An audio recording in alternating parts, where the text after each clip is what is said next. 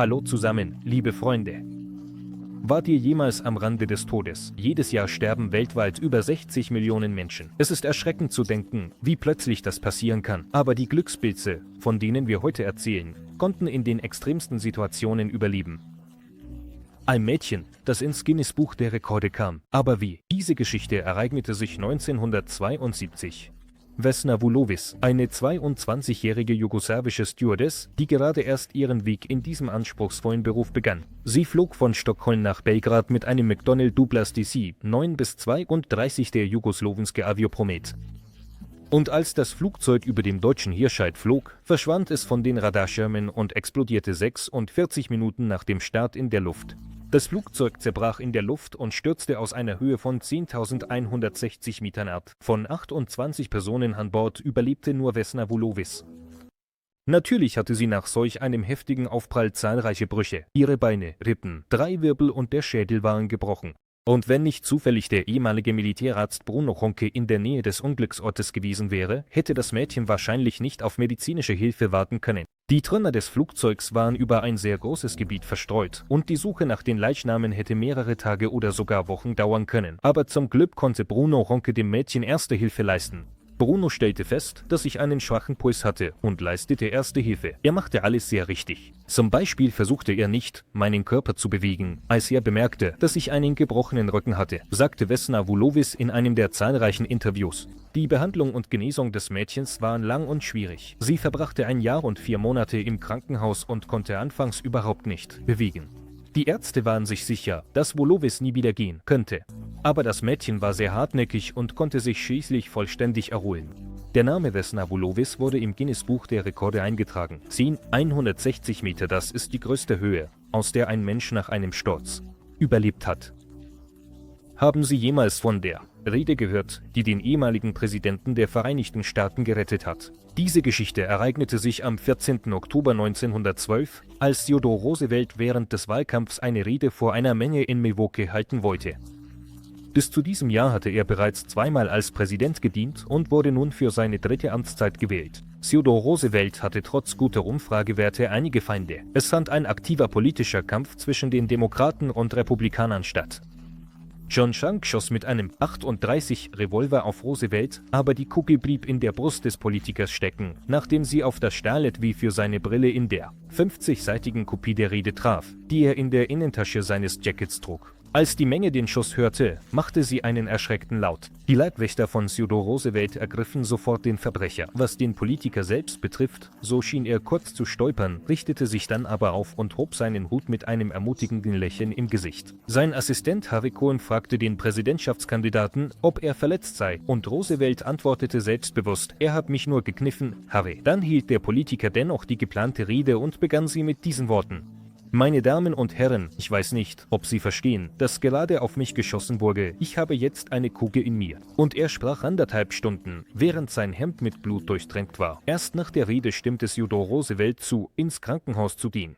Später zeigten die Sonden- und Röntgenaufnahmen, dass die Kugel in der Brustmuskulatur stecken geblieben war, ohne lebenswichtige Organe zu verletzen. Sie hatte die Pleura nicht durchbohrt und es wäre gefährlicher gewesen, sie zu entfernen, als alles so zu belassen. Infolgedessen trug Roosevelt diese Kugel bis zu seinem Lebensende. Als man ihn einmal nach der Kugel in seinem Inneren fragte, antwortete er lachend, ich habe nichts dagegen, dass sie da ist, mehr als wenn sie einfach in der Tasche meiner Weste läge. Die Geschichte, auf der der Film basiert, ereignete sich am 26. April 2003. Aaron Ralston, ein erfahrener Bergsteiger, machte sich auf, den Blue John Canyon im Süden des Bundesstaates Utah zu erkunden. Er ging ganz allein dorthin, ohne seinen Verwandten und Freunden von seiner Reise zu erzählen.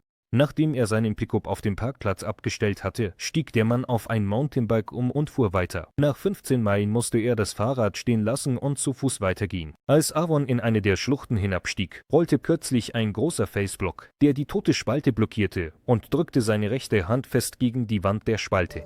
So verbrachte Aaron, eingeklemmt von dem schweren Stein, mehr als 5 Tage in dieser Spalte. In den ersten Stunden versuchte Aaron, den Felsblock mit Hilfsmitteln und Kletterausrüstung zu bewegen, aber die Versuche waren vergeblich. Dann begann er, den Stein zu zertrümmern. Auch das brachte nichts, nur das Messer wurde stumpf. Er hatte nur wenig Essen und Wasser, das Mobilfunknetz funktionierte hier nicht und er hatte niemanden gewarnt, dass er in diese Gegend fährt.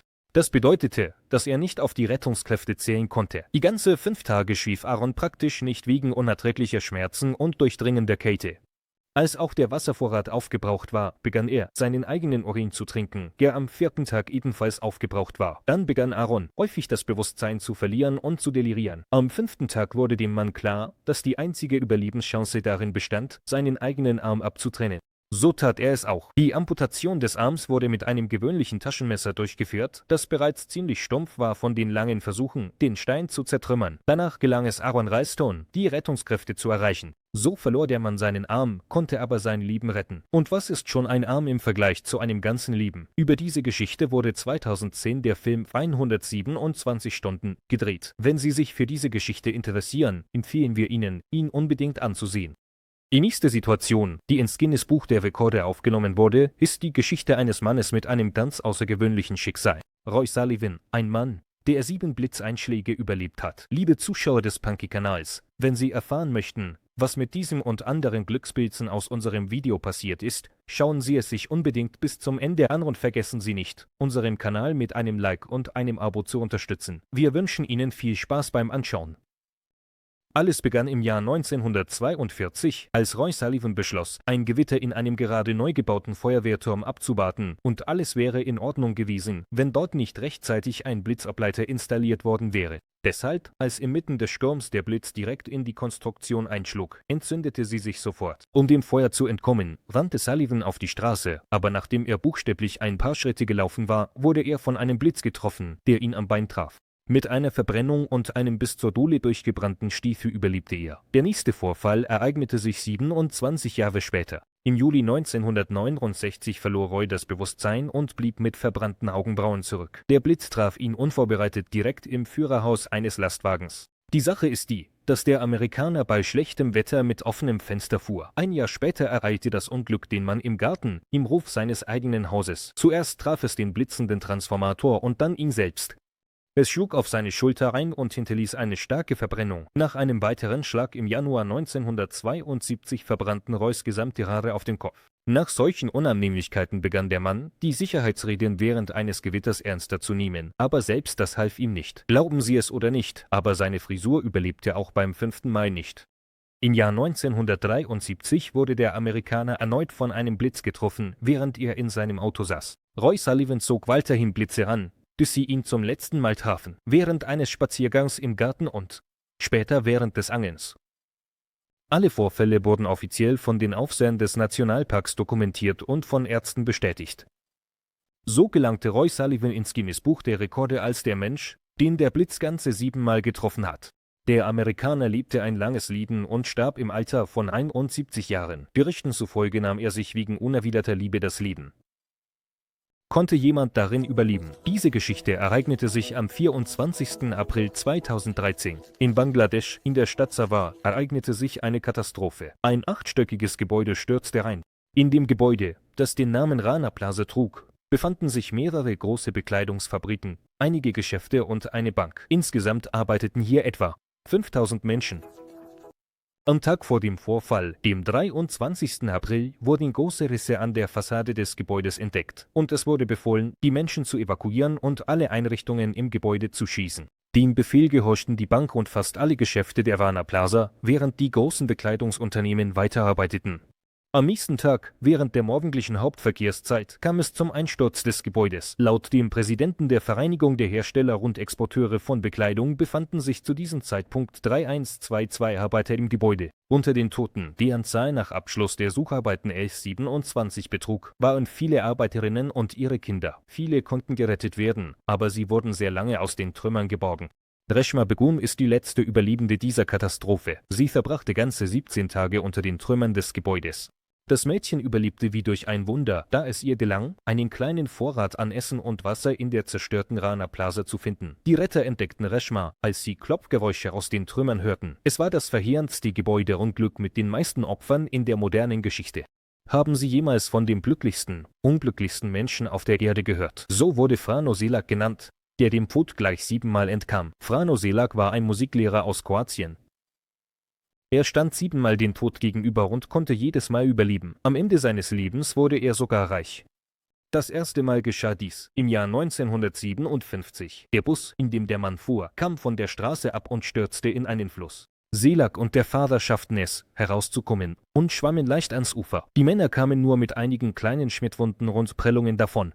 Die nächste Katastrophe ereignete sich im Jahr 1962 während einer Zugfahrt. Ein Felsblock fiel auf die Gleise, wodurch der Zug entgleiste und in den eiskalten Fluss Neretva stürzte.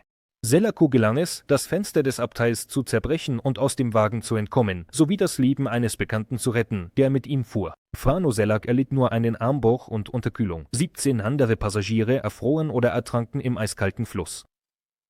Im Jahr 1963 nahm Selak einen Charterflug von Zagreb nach Rijeka, um seine kranke Mutter zu besuchen. Es war sein erster Flug mit dem Flugzeug. Es gab keine Plätze, aber der Mann konnte die Crew überzeugen, ihn mitzunehmen. In der Nähe des Flughafens gab es eine technische Störung am Flugzeug. Er begann an Höhe zu verlieren und stürzte schließlich in einen Berg. Vor dem Aufprall wurde die Tür des Flugzeugs abgerissen und Selak wurde in eine Höhe von 800 Metern geschleudert. Trotz aller Schwierigkeiten landete er in einem Heuhaufen. Das rettete ihm das Leben. Im Jahr 1970 fuhr Selak mit seinem Auto, als es plötzlich in Flammen aufging. Er schaffte es, das Fahrzeug zu verlassen und sich in Sicherheit zu bringen, wenige Sekunden, bevor die Flammen den Tank erreichten. Im Jahr 1973 endete eine weitere Autofahrt in einem Desaster. Als Selak am Steuer saß, gelangte heißes Öl aus einer defekten Kraftstoffpumpe in den Motor. Infolgedessen brach das Feuer durch die Lüftungsschlitze aus. Obwohl der Großteil von Franz Selaks Hahn verbrannt war, erlitt er keine weiteren Verletzungen. Im Jahr 1995 wurde ein Kroate in Zagreb von einem Bus angefahren. Diesmal erlitt der Mann schwere Verletzungen, überlebte jedoch, was angesichts der Schwere des Vorfalls ebenfalls ein Wunder war. Im Jahr 1996 kollidierte Van Selaks Auto mit einem Lastwagen. Durch den Aufprall wurde sein Auto an den Rand einer Klippe geschleudert. Es fiel etwa 100 Meter nach unten und landete auf einem Baum, der den Sturz abfederte und dem Mann das Leben rettete. Das war der letzte von fast tödlichen Unfällen, die Selak in seinem Leben überlebt hat, aber nicht das letzte Mal, dass er mit seinem Glück spielte. Nach allem, was er durchgemacht hatte, beschloss der Mann, Lotto zu spielen. Und einige Tage nach seinem 73. Geburtstag gewann Franjo Ilok den Jackpot in Höhe von etwa 900.000 Euro. Er starb 2016 im Alter von 86 Jahren, gut, positiv und glücklich. Diese Glückspilze wurden buchstäblich mit einem Silberlöffel geboren. Natürlich ist es schwer, sie als Glückspilze zu bezeichnen. Es wäre besser, wenn solche Situationen in ihrem Leben überhaupt nicht vorkommen würden. Aber das Schicksal entschied anders. Wenn euch unser Video gefallen hat, gebt uns unbedingt einen Daumen hoch und abonniert unseren Kanal. Und wenn ihr mehr ähnliche Geschichten kennt oder euch etwas Ähnliches passiert ist, teilt eure Erfahrungen in den Kommentaren. In der Zwischenzeit danken wir euch fürs Anschauen unseres Videos. Euer Pankake, bis zur nächsten interessanten Folge.